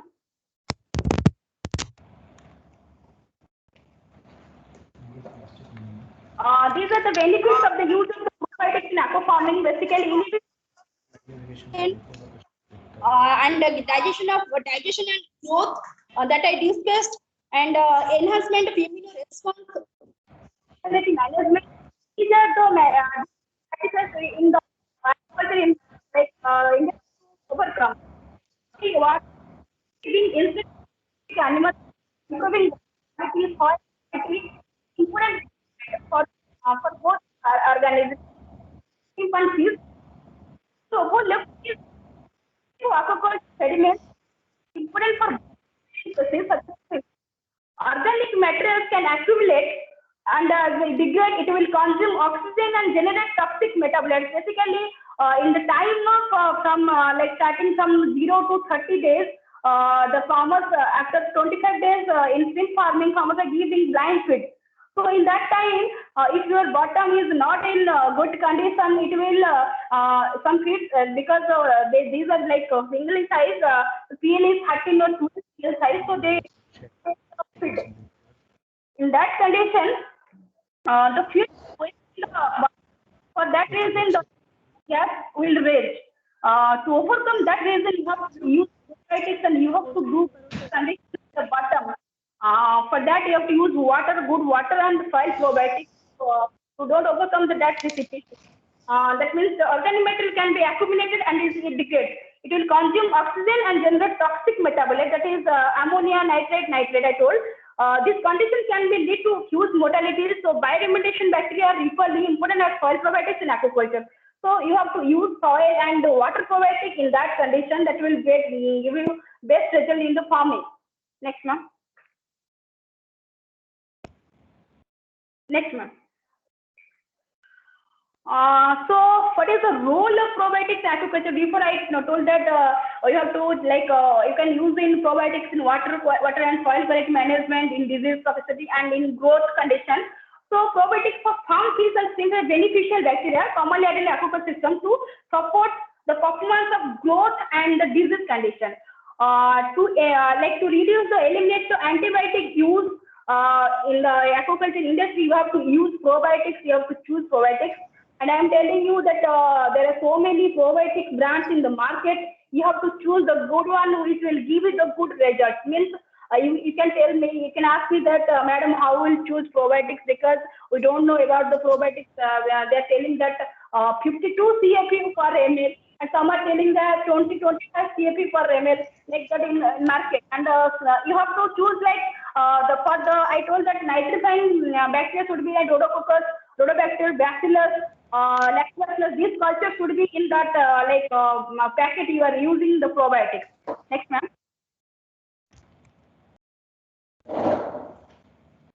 Next, ma'am. Yeah. I can tell that here is the example I show. I'm showing that the ammonia, after the oxidation, ammonia convert to nitrate. The nitrate, this accumulates without denitrification, and then it will get the nitrogenous gas to nitrate. That is called denitrification process. So in aquatic pathogens are able to grow and proliferate in the environment as they form high organic matter loading. In that condition, they will grow more, which is primarily derived from the feed, fishes and phytoplankton. I told that at the time of blind feed, that time the feed, some waste feeds are there. So for that, feed contains nitrogenous gas, which will raise, if the nitrogenous gas will raise, it will cause it will raise the concentration of ammonia, and it will convert to nitrogen, which is harmful to the fish, shrimp. And in case of the organic matter decomposes nitrogenous waste, that is ammonia, nitrate, formed as part of the nitrogen cycle. In case of bioflux, people are using bioflux technology to farming. So in that case, some people are using they're getting devastated from the technical guidance. They're using some cases people are using lime, dolomite, BKC in their tank, which is very harm to the fish also. And in that condition, they are using also some various guidelines. People are telling that you can use this chemical, that chemical. If your pH is 6.2, then you can use lime in that tank. So it will harm the fish in that condition. And some cases they are telling that if your TDS is not 1100 above, then your fishes will die. In that condition, farmers are using at the time of tank setup, they're using 40 kg, 50 kgs of salt, raw salt, which will after some time, in 15 to 20 days, the fishes is having bubbles in that skin.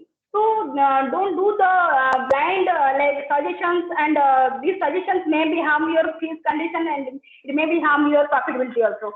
Next, ma'am. And I am telling that, I told before that the antimicrobial activity of probiotics. Why you will go for antimicrobial activity? Because you have to you have to choose your bacteria, your probiotics to inhibit the infection of other bacteria. So you have to study that antimicrobial activity. So I here posted the picture of the plate. Here we the plate is contain the nutrient broth. And we gave the organism as we did a dot shape here. We did the whale. So in the whale we gave the probiotic bacteria, and after the 24-hour incubation, it shows that the organism is showing the inhibition zone, which means that is it is inhibiting, it is killing the organism against the probiotics. So if the pathogen is here, I show that the yellowish color is there, the probiotic also gives, and the pathogen also there, and the pathogen is growth is less, and the probiotic bacteria growth is there. That means the probiotic is dominant against the pathogen. Next, ma'am. Next. Yeah. So here I can tell that.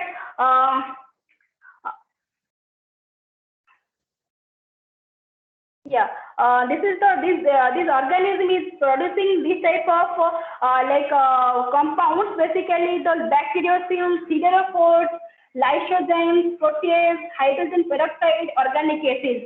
Before I thought that the platelet size of the zone, it may be bacteriocin, it may be lysozyme, it may be protease. You have to characterize that because bacteriocins are the peptides. These are the very small peptides. You have to identify that to the characterization step. These are producing by the some are probiotic bacteria also produces bacteriocins. Some pathogens also produces bacteriocins. So you have to choose that also. Then siderophore. What is the siderophore? Why the organism is producing siderophore? And whatever the probiotics you are using, that means some probiotics are also producing siderophores. So what is the siderophore? Siderophores are the small iron carriers. They can carry the iron, high affinity iron chelating compounds that are secreted by the microorganisms such as bacteria and fungi. So basically, the we can't get iron directly. In case of human, I'm telling that we can't get the iron directly. So we have to depend upon some vegetables. We're getting spinach, garlic. These are the compound of iron. We're taking from that. So in that condition, some organisms they produce iron. So that is called as iron chelators. So in that condition, bacillus bacteria, basically the soil bacteria produces the iron chelator compound that is siderophore. So siderophore is very beneficial and it will give the iron, you can get the iron from that. So probiotic bacteria in my study, actually in my PhD research work, I have got lactose amylase producing siderophore. For that condition, I got so many difficulties. That is, it is a siderophore or something like metabolite. So for that, I studied in the. If you want to study siderophore, then I'm telling the students if somebody interested to do in siderophore, that will be better because siderophore works very less. If you work under that, and you will get good impact in that research. Next, lysozyme. Lysozyme is mucus enzyme. That is enzyme that is producing by bacteria.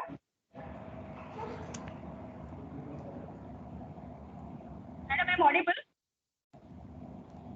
Yes, ma'am. Yes.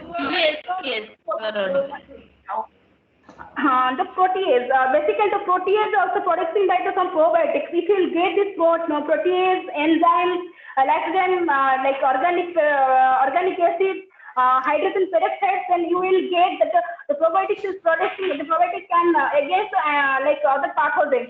So here ma'am, previous slide please. Previous slide. कर लिया account Yeah. कर लिया sir Previous इसको one. बंद कर जब तक ये बंद हो जाए Previous one, ma'am. previous one okay Yeah, previous one. this one That is compound produced by, previous. Yeah. So here I told that here is the spores. So basically bacillus coagulans and bacillus subtilis is having spores. The spores is very beautifully, that is they can resist in harsh condition, environmental condition, in acidic medium also they can survive. So in aquaculture system, basically the bacillus are bacillus streptococcus bacteria are using for good methods. So here the spores are there and the marine streptomyces, that is, and it can produce antimicrobial compounds in the health. These are the mycelium. Mycelium means the branches like cells because streptomyces and the fungal. So the the mix with, when you mix with the feed ingredients, that is probiotics. Streptomyces is probiotics. If you use in feed, like feed ingredients, then it will give the fish that it will produce enzymes. It will maintain the acid alkaline balance. It will lower the pH balance. Good protein source. And in case of shrimp, the Mayan sir they told that there is so many scopes in the shrimp farming. And sir, actually I didn't ask the question that people are in Odisha, all over India, suffering the red viral diseases, basically white fecal syndrome diseases and white virus diseases also. So for that condition, we are also inventing the medicine, basically nanotechnology based products. But some cases, the people are like they suggest some like so they're suggesting to use chlorination. Means you have to use bleaching in your farm, then you will not get the infections or bacterial infection as well as the viral infection. I can say that the chlorination in the in chlorine, basically it is like 18 to 19% of the chlorine. So the rest is not there. So for it's like viability is working style, it will 10 to 15 days only. After 15 days, it will like some bacterial infection is coming, viral infection is coming. So in that condition, what we will do? That is actually a question mark.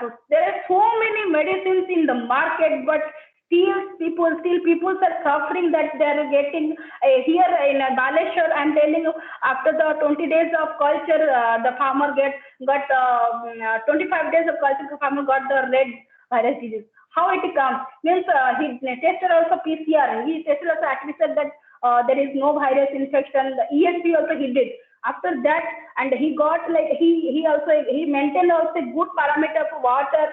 And I am also observing that pond is in good condition. And after 2 to 5 days, he got the like red virus infection.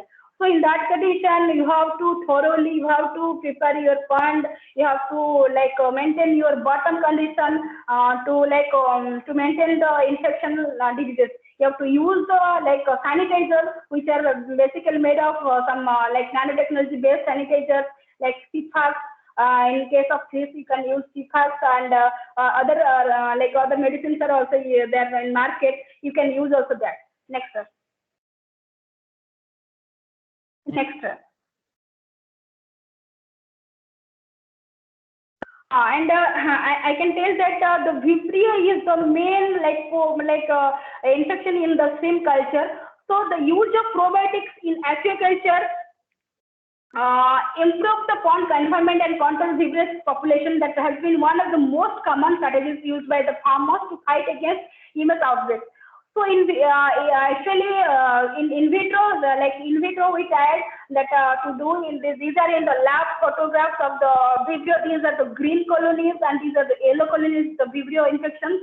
So we can tell that is if the cells are you see colony forming cells are 100 above 100, the green colonies, then it is very harm to the pond, and the yellow colonies if process 1000, then it is very harmful to the pond condition. So in case of that, I developed before in 2019, I developed a product which that is Benicen, that is microencapsulated with probiotic cocktails. The probiotic is giving that in vitro condition, in vivo condition I studied that after the use of 30 days, the farmer is having the difficulty condition in the Vibrio infection. In that condition, you use the Benicen. The results we got that the test that the two firstly that the host does not see the probiotics as a threat, and secondly that the probiotics can help to promote the maintain the mucosal tolerance. In that condition, I showed that after before the treatment and after treatment, you can see that the plate is having 15 to 20 yellow colonies in the plate, and there is no green colonies in the plate. That means some probiotics are there; they are actually working in good way. Next, sir. Yeah, and we can tell that the probiotics are also helpful for the disease disease outbreak, and also it is also helpful in the host growth performance. For that condition,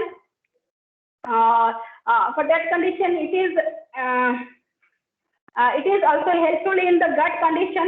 That is an effective aquaculture probiotic which can colonize the gut. So discover the certain pathogens that they're harmful to the cell, and we have to work against that. These are the competitive excretion and pathogens, that is two benefits. Basically, one is competitive excretion of pathogens. If the probiotic bacteria is able to colonize in the intestine, at least temporarily, by the adhesion and growing within the intestinal mucosa, it can reduce the available receptor sites of the pathogen. And scientists have suggested that, I also did that, this mechanism may be more beneficial when probiotics are administered to juveniles or the fast-feeding aquatic animals. Means if you are giving your juveniles with feed, we can use some feed, feed supplements. That is the probiotic. You can add some probiotics with your feed. Then I can and my research can tell that the further infection will not come. And other also the immunosupport. Probiotics of the by attaching to different receptors, basically probiotics are able to interact with the host immune system. Means host immune system means many studies investigated that the effect of probiotics on the immune system in fish and shrimp, focusing on both the innate and adaptive immune system. So in that condition, the systematic level of the probiotics have commonly been reported to improve the hematological and immunological profiles. But still the working is in progress, and the gut is, you all know that the gut is the home to a large number of commensal microorganisms. In case of human, there is so many bacteria in our gut. There is you can tell that 80% are harmful pathogens and 20% may be the good bacteria. So you have to you have to multiply, you have to grow the population of the good bacteria, then you will get the good health condition. So in that condition, you have to by the host you have to provide the important functions in the intestinal development, nutrition, and immunity. So in the anti-inflammatory the cycles, basically in immune systems, we have to go for that. Next, sir. Next. Here this is for the students. I can tell that that is the PAMP, that is you can so that is pathogen associated molecular pattern molecules, that is PAMPs. For example, you can the lipopolysaccharides are diverse sets of microbial molecules. Okay, the pathogen produces the PMRC, then heterogeneous patterns of structures that alert the immune cells to destroy, including pathogens. I can give an example that in case of chickenpox, if in your first time, if you are having chickenpox, if a person is having chickenpox before, then we can tell that you will not get the chickenpox again. So why you will tell that you will not get the chickenpox again? Because in our immune system there is memory cell is there. They will prepare their cell walls to macrophages, phagocytosis against the pathogen.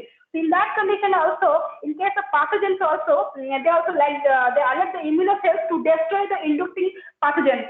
I told that the TLR are the toll-like receptors. They can these are the class of proteins that play a key role in the innate immune system. That the single pass membrane silencing receptors, they produce the macrophages and dendrite cells that recognize the conserved molecules which derive from the microbes. So they can engulf that organism or the pathogen in that condition. And after that, it will come from MYDD and D88. That means that is the TLR are activated at the adapter proteins such as the MYD88. MY88 is the these are the cells, and the myeloid differentiation primary response. You can write that myeloid differentiation primary response is the protein that in the humans or in case of the animals is encoded by the MY8D88 So it is the genetic level of the probiotic work. You can go for that also. Next, sir.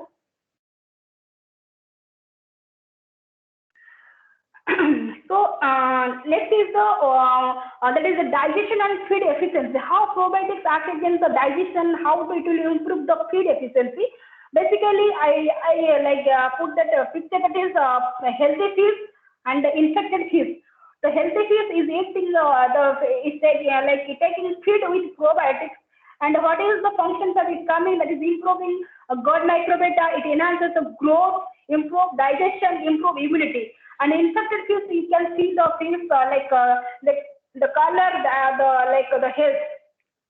So if you're using water and probiotics, then it will remove the nitrogenous waste. It will convert the organic carbon into slime and remove the heavy metals contamination also to balance the aquatic microbiota. That means if you use probiotics, these many benefits you will get. And the antagonistic compounds I told before, that antibacterial, it may be produces antibacterial, antiviral, antivirulence, antibiotic, siderophores, and inhibit quorum sensing. Quorum sensing means, what is the quorum sensing means? It is a mechanism used by the bacteria to determine their physiological activities and coordinate genes expression based on cell-to-cell signaling. That is the genetic base. Basically, some genes are genes they can produce virulence. So for that condition, you have to choose that. Yeah. Next, sir. Yeah, I have posted that settling it will send the barrier of the microvilli density means the mucous layer before I said the layers the epithelia. These are the cells. The electron microscopic picture that is showing the microvilli from the fish fed.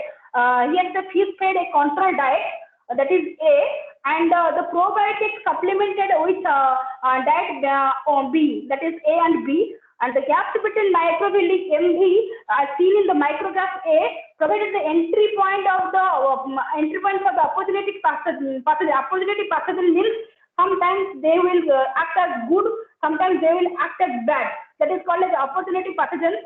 And compared with the micrograph B, that is microvilli provided an impenetrable barrier that is blocking the pathogen entry. So that the probiotic is in that condition, the microvilli is blocking the foreign pathogen and the pathogen infection to block the pathogen, and it will not enter the cell. Next, sir. So I told that what is probiotics. So why the term came from prebiotics and symbiotics. The probiotics are the live microorganisms which, when administered in adequate amounts, confirm a health benefit to a host. So in case of prebiotics, it is that prebiotics are the non-digestible substances that provide a beneficial physiological effect for the host. That means if you are taking probiotics, if you will take prebiotics with that, then you will get, the probiotics multiplication will go and the population of the bacteria will more. So the examples of the prebiotic vesicle, that is inulin and the galacto-oligosaccharide, lactulose, fructose, these are the prebiotics you will get from the garlic, spinach, onions. These are the prebiotic based foods, the cereals also. And what is symbiotics? The combination of both probiotics and prebiotics is known as symbiotics. The effect of the product will be the synergistic effect if the probiotics with prebiotics combined. So basically, the bifidobacteria with I gave the example, bifidobacteria with galacto oligosaccharide, bifidobacteria with fructo oligosaccharide, lactobacillus generally with inulin, lactobacillus with lactitol, lactobacilli, or FOs fructo oligosaccharide or inulin. That is called symbiotics. Basically, the symbiotics activity of the activity is fast activity against the pathogen, and it will improve the growth of the organism, basically the fish and shrimp. Next, sir. Yeah, these I put the picture that the farmers are there. These are the happy farmers. These are doing under consultancy under me, and they are getting good profit in their both in shrimp, fish, and bioflux technology based farming. Thank you.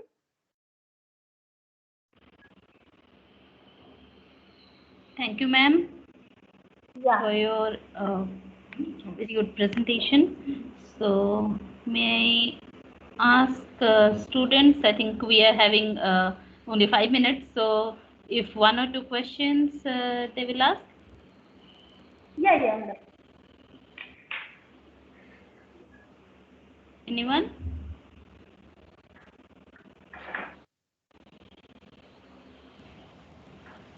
I don't think there is any question. So thank you so much. It was a nice presentation. You gave a detailed information about the probiotics and also introduced the prebiotics and symbiotics.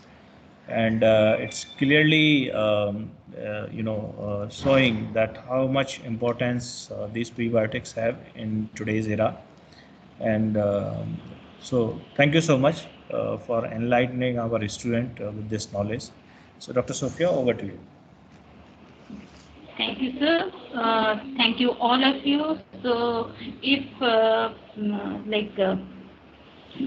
it's a formal vote of thanks, if I can say, I'm happy to say here to Miss Dorina, Mr. Mayank, and Srirekha for your Sophia ma'am. So Srirekha's your camera is blocked. Can you? I don't know. We are not able to see you. If you can remove that obstacles, then it will be good.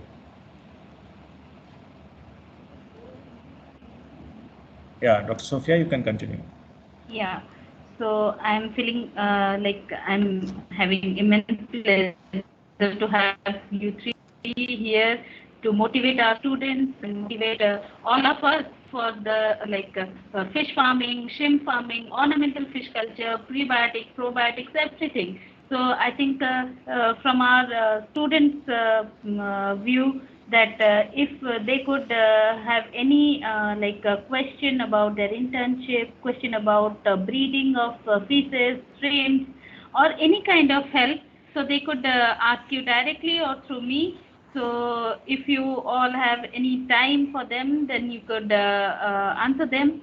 And once again, I'm thankful to everyone, to Ms. Dorina, Srirekha, and Mayank. So within a short period of time, you make yourself free and give us time from your busy schedule. Thank you. And again, I'm thankful to our HUI sir, Dr. Ashutosh Srivastava, for giving us time from our class schedule to have an interactive session with our students and all. So thank you, sir. And thank you all our students from MSc, from BSc, and every student from AIB also. So thank you all for joining us here, and thank you to all of you. Thank you, Dr. Sophia, for organizing such a nice event, and thank you all the guest speakers. And I would like to extend my invitation to all of you that whenever you are visiting Delhi NCR, please do visit us. We will be very happy to have you at our campus. It will be nice to interact in a physical mode. That will be very good as soon the condition is okay. So you know that even today, Sophia is doing work from home and I'm in the office. So it's university is running in 50% mode. So as soon the condition is improved, you are most welcome to visit our campus, and I will be very happy to have you at our campus. So thank you so much. Thank you, sir. Thank you so much. Thank you, sir. Thank you. Yeah. So Dr. Sophia, you may now you may now close the session.